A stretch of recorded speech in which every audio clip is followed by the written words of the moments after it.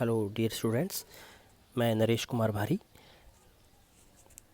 आज हम अमेरिका के संविधान में अमेरिका के राष्ट्रपति का चुनाव, शक्तियाँ या उनका क्या रोल है उनकी राजनीतिक व्यवस्था में, वह देखेंगे। तो जैसा कि हमें पता है, अमेरिका की जो राजनीतिक प्रणाली है वह अध्यक्षात्मक प्रणाली है। अध्यक्षात्मक संसदात्मक का जो विभाजन है उसको हम दोबारा नहीं देखेंगे, आपको आई होप कि आपको याद है। दूसरी जो यूएस पॉलिटिकल सिस्टम की मुख्य विशेषता है वह है शक्तियों का पृथक्करण, सेपरेशन ऑफ पावर। आज से एक दिन पहले हमने सेपरेशन ऑफ पावर पढ़ा है। अगली जो विशेषता है वह नियंत्रण एवं संतुलन यानी चेक एंड बैलेंस का सिद्धांत और स्वतंत्र न्यायपालिका। ये कुछ कोर विशेषताएं हैं अमेरिकन राजनीतिक प्रणाली की। आज हम स्टार्ट करते हैं यूएसए प्रेसिडेंट यानी अमेरिका के राष्ट्रपति की क्या भूमिका है, शक्ति है, उनका चुनाव कैसे होता है। अध्यक्षात्मक प्रणाली में जो राष्ट्रपति होता है वह सरकार एवं राज्य दोनों का अध्यक्ष होता है। आर्टिकल 2 में लिखा हुआ है, the executive power shall be vested in a president, यानी कार्यपालक शक्तियां राष्ट्रपति में निहित होगी। यह बहुत ही महत्वपूर्ण पद है और यह इतना शक्तिशाली है कि राजनीतिक वैज्ञानिक ये मानते हैं कि किसी ने यह सोचा ही नहीं होगा कि लोकतांत्रिक रूप से चुना हुआ यह व्यक्ति इतना शक्तिशाली हो जाएगा। तो अलग अलग एक्सपर्ट्स की अलग अलग ओपिनियंस हैं।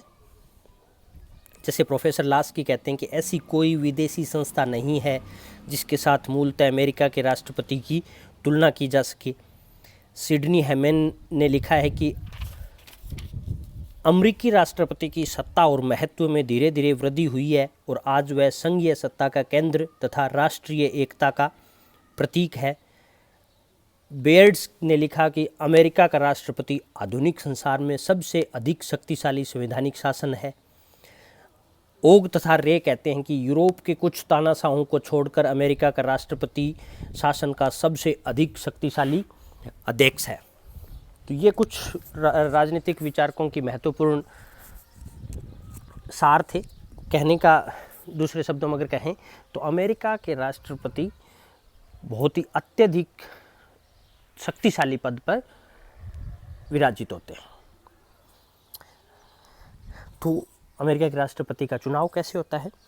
अमेरिका के राष्ट्रपति के चुनाव के लिए जो योग्यताएं हैं वो इस प्रकार हैं। यूएसए का जन्मजात नागरिक होना चाहिए, यानी कोई भी व्यक्ति राष्ट्रपति पद के उम्मीदवार बनता है तो वह यूएसए में ही पैदा हुआ होना चाहिए। बाद में एक्वायर्ड नागरिकता वाला नागरिक चुनाव नहीं लड़ सकता। न्यूनतम आयु 35 वर्ष होनी चाहिए और कम से कम वह 14 वर्ष अमेरिका में रह चुका हुआ हो। जो राष्ट्रपति पद का टेन्योर है, कार्यकाल है, वह 4 वर्ष है और एक व्यक्ति अधिकतम 2 कार्यकाल ही राष्ट्रपति रह सकता है, यानी तीसरे कार्यकाल के लिए वह चुनाव नहीं लड़ सकता। यह प्रावधान मूल संविधान में नहीं था। इसी वजह से फ्रैंकलिन डी रूजवेल्ट 4 कार्यकाल राष्ट्रपति रहे थे, लेकिन 1951 में संविधान संशोधन कर यह प्रावधान कर दिया कि कोई भी व्यक्ति 2 कार्यकाल ही राष्ट्रपति रह सकता है, तीसरे कार्यकाल के लिए वह चुनाव नहीं लड़ सकता। राष्ट्रपति का वेतन, राष्ट्रपति के वेतन का निर्धारण कांग्रेस करता है, लेकिन यह वेतन उनके पद ग्रहण करने से पहले ही उसमें चेंजेस कर लिए जाते हैं। पद ग्रहण करने के बाद में चेंज नहीं किए जाते। यह कर मुक्त नहीं होता। अन्य बहुत सारी सुविधाएं अमेरिका के राष्ट्रपति को मिलती हैं। उनके द्वारा जितनी भी यात्राएं की जाती हैं वो सब फ्री होती हैं। व्हाइट हाउस का खर्च होता है, उसका बजट में अलग से प्रावधान होता है। उन्मुक्तियाँ उन्हें कहते हैं जो एक तरीके से उनको छूट जो मिली होती है उन्हें उन्मुक्तियाँ कहते हैं। वो होती है कि उनको राष्ट्रपति रहते गिरफ्तार नहीं किया जा सकता, यानी कोई भी मामले में उनको गिरफ्तार नहीं किया जा सकता। और कोर्ट में अभियोग भी नहीं चलाया जा सकता, यानी कोर्ट में मामला भी नहीं चलाया जा सकता। अगर बात आती है कि राष्ट्रपति का जो पद है वह किसी भी स्थिति में अगर खाली हो जाए, या राष्ट्रपति की मृत्यु हो जाए, उन्होंने त्याग पत्र वो दे दें, तो उनकी जगह कौन पद ग्रहण करेगा? संविधान संशोधन CA यानी कॉन्स्टिट्यूशन अमेंडमेंट नंबर 25, संविधान संशोधन 25 से यह व्यवस्था की गई कि मृत्यु या त्याग पत्र की स्थिति में उपराष्ट्रपति, इसको थोड़ा सा भाषा सही कर लें, उपराष्ट्रपति राष्ट्रपति बन जाएगा, यानी उपराष्ट्रपति राष्ट्रपति वाला काम करने लग जाएंगे। कांग्रेस ने 1947 में एक सूची बनाई। कांग्रेस अमेरिका के व्यवस्थापिका का नाम है, यह द्विसदनात्मक है, हमने पढ़ा था। अपर हाउस का नाम सीनेट है और लोअर हाउस का नाम हाउस ऑफ रिप्रेजेंटेटिव है। तो कांग्रेस ने, यानी वहाँ की व्यवस्थापिका ने, विधायिका ने 1947 में एक सूची बनाई कि पद रिक्तता की स्थिति में इस क्रम से ये पद संभाल सकेंगे, यानी राष्ट्रपति का पद खाली हो गया तो उपराष्ट्रपति, बाई चांस उपराष्ट्रपति भी उस पद के लिए अवेलेबल नहीं है तो प्रतिनिधि सभा का अध्यक्ष यानी लोअर हाउस का अध्यक्ष स्पीकर, सीनेट का अध्यक्ष नहीं है तो परराष्ट्र मंत्री, विदेश मंत्री, यह लिस्ट थोड़ी और भी 4-5 नामों तक जाती है।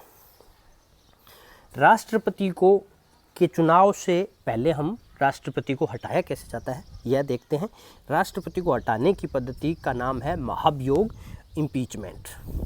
तो यह इम्पीचमेंट किस आधार पर लगाया जा सकता है कि अगर राष्ट्रपति पर देशद्रोह, घूसखोरी और गंभीर अपराध का मामला हो या गंभीर अपराध के आरोप हों, तभी महाभियोग की प्रक्रिया आरंभ की जा सकती है। महाभियोग की प्रक्रिया आरंभ करने का पहला चरण है प्रतिनिधि सभा के बहुमत से यह प्रस्ताव पारित होना चाहिए, यानी राष्ट्रपति के हटाने का प्रस्ताव प्रतिनिधि सभा अपने बहुमत से पारित करे। फिर यह पारित प्रस्ताव अपर हाउस सीनेट में जाता है।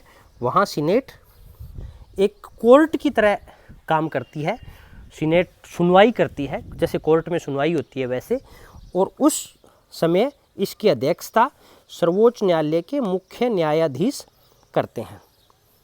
और अगर यह कोर्ट इनको दोषी मानती है और फिर उस दोष के प्रस्ताव को सीनेट 2/3 बहुमत से पास कर दे तो राष्ट्रपति हट जाते हैं। यानी महाभियोग का प्रस्ताव आरंभ प्रतिनिधि सभा से होता है और जुडिशरी में चीफ जस्टिस ऑफ यूएसए यानी मुख्य न्यायाधीश की भी भूमिका है, और सीनेट के 2/3 बहुमत से अगर वह पारित हो जाए तो राष्ट्रपति हट जाते हैं।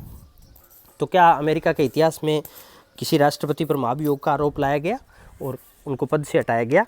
इसके 2 उदाहरण हैं। राष्ट्रपति जॉनसन पर महाभियोग आरंभ हुआ लेकिन वो दोषी सिद्ध नहीं हो सके। दूसरा, राष्ट्रपति निक्सन पर 1974 का वाटरगेट कांड था, जिसमें अवैध रूप से फ़ोन टेपिंग के मामले थे, लोगों की प्राइवेट टॉक को रिकॉर्ड किया गया था। उस मामले पर कार्रवाई प्रारंभ होने से पहले ही उन्होंने त्यागपत्र दे दिया था, यानी महाभियोग की कार्रवाई स्टार्ट नहीं हुई थी उससे पहले उन्होंने रिजाइन कर दिया था। तो इसका मतलब कोई भी राष्ट्रपति को आज तक महाभियोग के द्वारा हटाया नहीं जा सका है। राष्ट्रपति का चुनाव कैसे होता है? राष्ट्रपति का चुनाव समझने से पहले हम याद करते हैं प्रत्यक्ष और अप्रत्यक्ष चुनाव। प्रत्यक्ष चुनाव वह होता है जिसमें पदाधिकारी का चुनाव जनता सीधे वोट डालकर चुनाव करती है। जैसे अपने यहाँ एमएलए का चुनाव है, एमपी का चुनाव है, सांसद का चुनाव है, वार्ड पंच का चुनाव है, सरपंच का चुनाव है। ये सब चुनाव प्रत्यक्ष पद्धति से होते हैं, डायरेक्ट, जिनको कहते हैं डायरेक्ट इलेक्शन। अप्रत्यक्ष यानी इनडायरेक्ट इलेक्शन। अप्रत्यक्ष चुनाव में पदाधिकारी का निर्वाचन जनता के द्वारा चुने हुए प्रतिनिधि वोट डालकर करते हैं। जैसे फॉर एग्जाम्पल भारत में प्रधानमंत्री है, प्रधानमंत्री का चुनाव हमने नहीं किया। भारत के प्रधानमंत्री जैसे हमारे जो लोकसभा क्षेत्र है वहाँ से एक एमपी चुन के जाते हैं, वैसे ही भारत के प्रधानमंत्री देश की किसी एक लोकसभा क्षेत्र से एमपी होते हैं, लेकिन उनका चुनाव वो वहाँ संसद में जो बहुमत दल के नेता के रूप में वो प्रधानमंत्री बनते हैं, यानी उनको 272 से ज़्यादा एमपीज़ का समर्थन हासिल होता है, यानी एक तरीके से अप्रत्यक्ष रूप से निर्वाचित होते हैं। अगर निर्वाचन का आधार कहें तो निर्वाचन से तात्पर्य है, अप्रत्यक्ष निर्वाचन से तात्पर्य है कि जनता के द्वारा चुने हुए प्रतिनिधि उस चुनाव में भाग लेते हैं। जैसे अपने उप सरपंच का चुनाव है, तो आपने देखा होगा कि उप सरपंच के चुनाव में सरपंच का चुनाव होने के बाद में दूसरे दिन या उसी दिन शाम को वार्ड पंच के वोट डलते हैं। तो यहाँ वार्ड पंच जनता के द्वारा प्रत्यक्ष रूप से चुने गए हैं, लेकिन वार्ड पंच खुद वोट डालते हैं, तब उप सरपंच का चुनाव होता है। राज्यसभा के सदस्य के चुनाव में कौन वोट डालते हैं? राज्य विधानसभाओं के एमएलएज वोट डालते हैं, न कि जनता सीधे डालती है। तो यह होता है अप्रत्यक्ष चुनाव, जिसमें जनता के प्रतिनिधि वोट डालते हैं, न कि जनता। अमेरिका के राष्ट्रपति का चुनाव अप्रत्यक्ष होता है, यानी जनता सीधे वोट नहीं डालती। जनता एक निर्वाचक मंडल का चुनाव करती है और वह निर्वाचक मंडल वोट डालकर राष्ट्रपति का चुनाव करते हैं। अब अमेरिका के राष्ट्रपति में निर्वाचक मंडल कौन होता है या उसकी संख्या कितनी होती है? तो यह निर्वाचक मंडल की संख्या 538 है, और इस संख्या का निर्धारण ऐसे किया गया है कि प्रत्येक राज्य से कांग्रेस के दोनों सदनों में जितने सदस्य चुनकर आते हैं उतने ही इस निर्वाचक मंडल में सदस्य रहेंगे। तो कांग्रेस के लोअर हाउस में 435 सदस्य हैं और सीनेट में 100 सदस्य हैं, तो 535 की संख्या यह हो गई। और संविधान संशोधन द्वारा कोलंबिया डिस्ट्रिक्ट को 3 निर्वाचक मंडल के प्रतिनिधि चुनने का अधिकार दिया गया है। तो इस प्रकार यह संख्या 538 होती है, यानी निर्वाचक मंडल 538 व्यक्तियों से मिलकर बना होता है। और यह निर्वाचक मंडल कांग्रेस के सदस्य नहीं होते। इस निर्वाचक मंडल का उद्देश्य सिर्फ और सिर्फ राष्ट्रपति के चुनाव करवाने तक सीमित है। उनका काम चुनाव करवाने के उपरांत इस निर्वाचक मंडल का कोई अर्थ नहीं रह जाता, इनका कोई अन्य भूमिका नहीं है। तो राष्ट्रपति के चुनाव में कई चरण हैं। जैसे पहला चरण है प्रत्याशियों का मनोनयन विभिन्न राजनीतिक दलों के द्वारा। लोकतंत्र होता है, उसमें एक से ज़्यादा राजनीतिक दल होते हैं। जैसे भारत में बीजेपी, कांग्रेस, सपा, बसपा, बहुत सारे राजनीतिक दल हैं, टीएमसी, शिवसेना आदि आदि। तो वैसे ही अमेरिका में भी बहुत सारे राजनीतिक दल हैं। जो 2 सबसे महत्वपूर्ण राजनीतिक दल हैं, रिपब्लिकन पार्टी और डेमोक्रेटिक पार्टी। तो सबसे पहला चरण है प्रत्याशियों का मनोनयन। तो यह मनोनयन, इस मनोनयन की भी एक लंबी प्रक्रिया है और यह भी एक लोकतांत्रिक प्रक्रिया है। ऐसे ही नहीं है जैसे भारत में राष्ट्रपति पद का उम्मीदवार या अन्य पदों के उम्मीदवार होते हैं, उनका अंदर ही सेटअप होता है, लोकतांत्रिक रूप से नहीं चुने जाते। लेकिन वहाँ प्रत्याशियों का मनोनयन भी एक लंबी प्रक्रिया है, वह भी लोकतांत्रिक है। तो इसका पहला चरण है कि विभिन्न राजनीतिक दल एक नेशनल कन्वेंशन बुलाते हैं, उसे कहते हैं राष्ट्रीय सम्मेलन। तो इस राष्ट्रीय कन्वेंशन में कौन पार्टिसिपेट करते हैं? राष्ट्रीय कन्वेंशन में प्रत्येक राज्य से प्रत्येक राजनीतिक दल के कुछ प्रतिनिधि चुनकर आते हैं। तो इन राज्यों में नेशनल कन्वेंशन के प्रतिनिधियों की चुनने की जो प्रक्रिया है वह राज्य के कानूनों के द्वारा तय होती है, इसलिए प्रत्येक राज्य में यह अलग अलग प्रकार की हो सकती है। यह जो राजनीतिक दल की प्रारंभिक इकाई है, प्राइमरी सेल्स हैं, उनके मध्य चुनाव होके ये प्रतिनिधि चुने जा सकते हैं। कुछ राज्यों में ये सम्मेलनों में चुन के आते हैं, कुछ राज्यों में राज्य की जो केंद्रीय समितियां हैं उनके द्वारा ये चुन कर आते हैं। यह इसका कोई एक प्रारूप नहीं है, क्योंकि यह बाई स्टेट लॉ रेगुलेट होता है, इसलिए प्रत्येक लॉ में, प्रत्येक स्टेट में इसकी प्रक्रिया या प्रारूप अलग अलग है। और यह राजनीतिक दलों के मामले में भी वेरी करता है, अंतर पैदा करता है। यानी किसी राज्य में डेमोक्रेटिक प्रणाली, डेमोक्रेटिक पार्टी का प्रतिनिधि अलग तरीके से चुने जाते हैं और रिपब्लिकन के प्रतिनिधि अलग तरीके से चुने जाते हैं। एक तरीके से राजनीतिक दल के जो ग्रास रूट लेवल के कार्यकर्ता होते हैं वो वोट डालकर नेशनल कन्वेंशन के प्रतिनिधियों का चुनाव करते हैं। यह नेशनल कन्वेंशन क्या काम करती है? इस नेशनल कन्वेंशन के ये जो नेशनल कन्वेंशन होती है प्रत्येक राजनीतिक दल की होती है। ये जैसे डेमोक्रेटिक पार्टी की नेशनल कन्वेंशन है, तो उसका काम है कि प्रेसिडेंट और वाइस प्रेसिडेंट के प्रत्याशियों के नाम की घोषणा करेगी। दूसरा, चुनाव घोषणा पत्र की रचना करेगी कि हमारी पार्टी का यह चुनाव घोषणा पत्र रहेगा, और नई राष्ट्रीय समिति की स्थापना करेगी। यह दल की राष्ट्रीय समिति है जो चुनावी कार्य को देखती है। तो प्रथम चरण राष्ट्रीय सम्मेलन यानी प्राइमरी कॉकस या किसी भी अन्य प्रकार की चुनाव प्रक्रिया के उपरांत प्रत्येक राजनीतिक दल के राष्ट्रीय कन्वेंशन होती है। उस राष्ट्रीय कन्वेंशन में राष्ट्रपति और उपराष्ट्रपति के उम्मीदवारों की घोषणा हो जाती है। उसके उपरांत अगला चरण है चुनाव की घोषणा।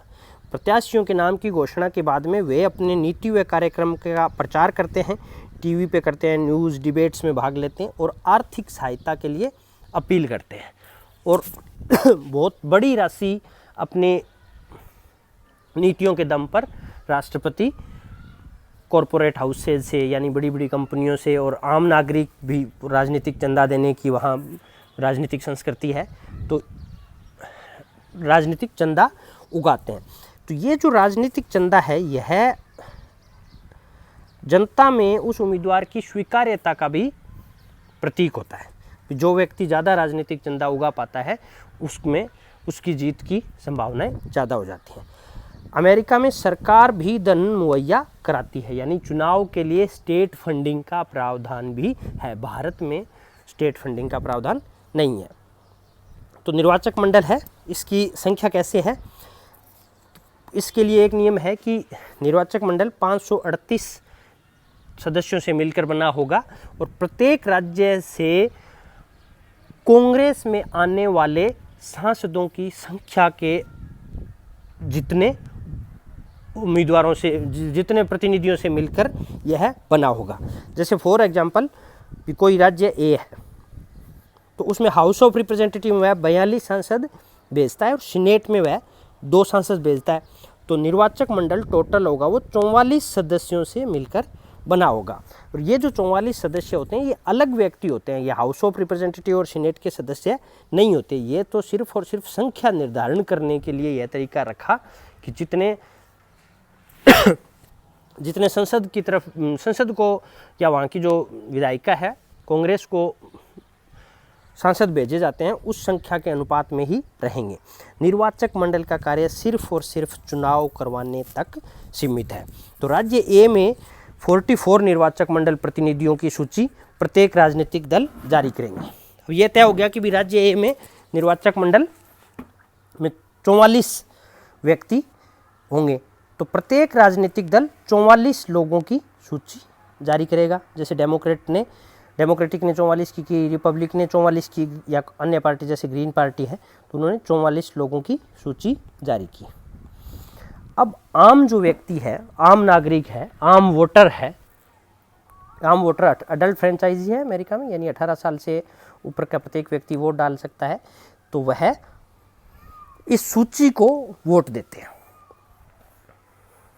तो सभी वयस्क इन सूचियों को मतदान करते हैं। जिस सूची को सबसे अधिक मत प्राप्त होता है उस राजनीतिक दल के खाते में उस राज्य का सभी निर्वाचक मंडल के प्रतिनिधि चले जाते हैं। इस एग्जाम्पल को दोबारा देखते हैं।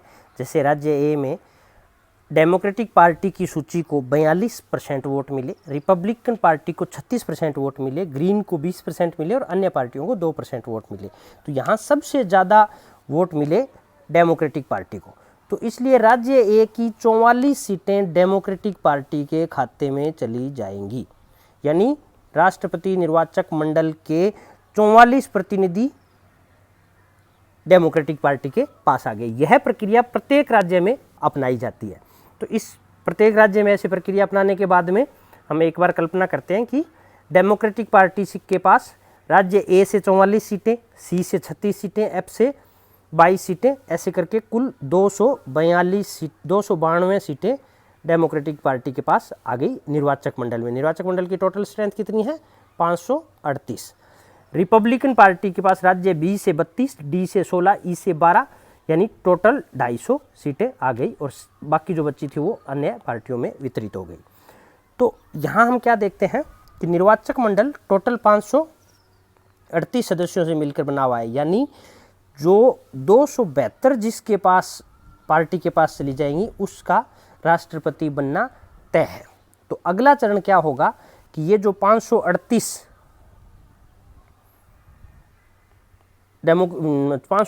जो निर्वाचक मंडल के प्रतिनिधि हैं, ये सेकंड वेडनेसडे ऑफ दिसंबर में प्रत्येक राज्य की राजधानी में इकट्ठे होंगे और वहाँ राज्य की राजधानी में निर्वाचक मंडल के सदस्य राष्ट्रपति और उपराष्ट्रपति पद के लिए अपने अपने राजनीतिक दल के उम्मीदवारों को मतदान करते हैं।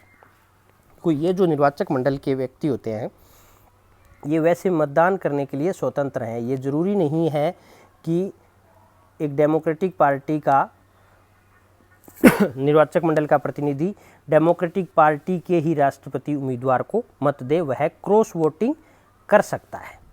संविधान में ऐसा कहीं प्रावधान नहीं है कि वह दूसरे को वोट नहीं डाल सकता, लेकिन समय के साथ राजनीतिक दलों का शिकंजा बढ़ता गया और दलीय व्यवस्था के पनपने से इसकी कोई संभावनाएं नहीं रह जाती कि डेमोक्रेटिक पार्टी के द्वारा बनाया गया प्रतिनिधि, निर्वाचक मंडल का प्रतिनिधि उस पार्टी के राष्ट्रपति की बजाय दूसरे पार्टी के राष्ट्रपति के उम्मीदवार को वोट डाले वहाँ। और हालांकि कानूनी रूप से वह प्रतिबंधित नहीं है, क्रॉस वोटिंग हो सकती है और ऐसा एक बार वहाँ हुआ भी है। तो ये जो 538 निर्वाचक मंडल हैं ये सभी अपने अपने राज्यों की राजधानी में वोट डालते हैं। मतपत्रों को सीनेट और प्रतिनिधि सभा की उपस्थिति में खोला जाता है और सीनेट का अध्यक्ष मतों को गिनता है और परिणाम की घोषणा करता है। अगर 272 सीट जिसको मिल जाती है उसको राष्ट्रपति घोषित कर दिया जाता है, यानी 20 जनवरी को फिर राष्ट्रपति पदभार ग्रहण कर लेते हैं। लेकिन अगर किसी उम्मीदवार को स्पष्ट बहुमत नहीं मिले तो उस स्थिति में क्या होता है, यानी 538 में से 272 निर्वाचक मंडल के सदस्यों का प्रतिनिधित्व मतों का सहमति नहीं मिले यानी वोट नहीं मिले, तो उस स्थिति में क्या होता है, मतगणना उपरांत सीनेट अध्यक्ष 3 सबसे अधिक मत प्राप्त करने वाले प्रत्याशियों के नाम प्रतिनिधि सभा को भेजता है। अगर किसी को भी 272 का मत नहीं मिले तो 3 जो राष्ट्रपति की मतगणना हुई तो 3 जो टॉप के जो उम्मीदवार होते हैं जिनको सबसे अधिक वोट मिले, इन 3 नामों को सीनेट का अध्यक्ष प्रतिनिधि सभा को भेजता है। प्रतिनिधि सभा में मतदान होता है एक राज्य एक मत के सिद्धांत पे। प्रतिनिधि सभा में 435 उम्मीदवार हैं और यह 50 राज्यों से चुन के आए हुए होते हैं, लेकिन यहाँ मतदान 435 सीटों के हिसाब से नहीं होता। यहाँ एक तरीके से कुल मत हैं 50, यानी एक राज्य का एक वोट होगा। तो किस राज्य का वोट होगा,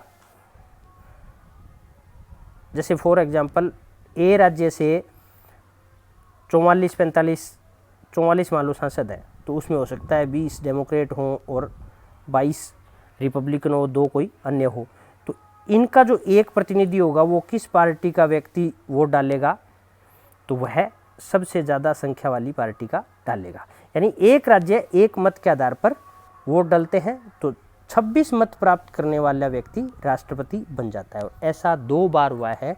1801 में जेफरसन, जिन्हें पहली बार बहुमत नहीं मिला, तो प्रतिनिधि सभा ने उनको चुना, और एडम्स 1825 में। तो ये जो निर्वाचन पद्धति है,